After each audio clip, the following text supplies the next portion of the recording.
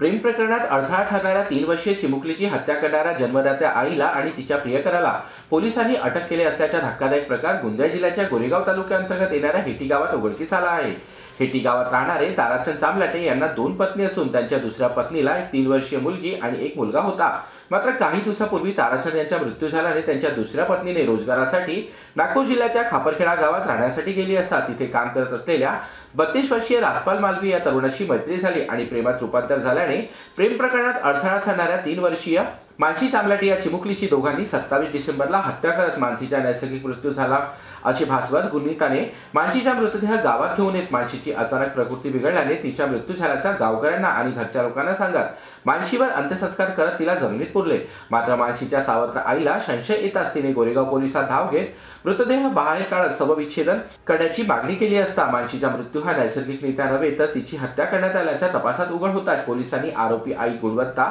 आणि तिच्या प्रियकर राहणार मध्य प्रदेश उज्जैन याला अटक करत विचारणा केली असता प्रेम प्रकरणात मानसी अडथळा ठरत असल्याने तिची हत्या केल्याची कबुली दोघांनी दिल्याने पोलिसांनी मानसीच्या आईला आणि तिच्या प्रियकराला अटक केली असून खापरखेडा पोलीस पुढील तपास करत आहेत।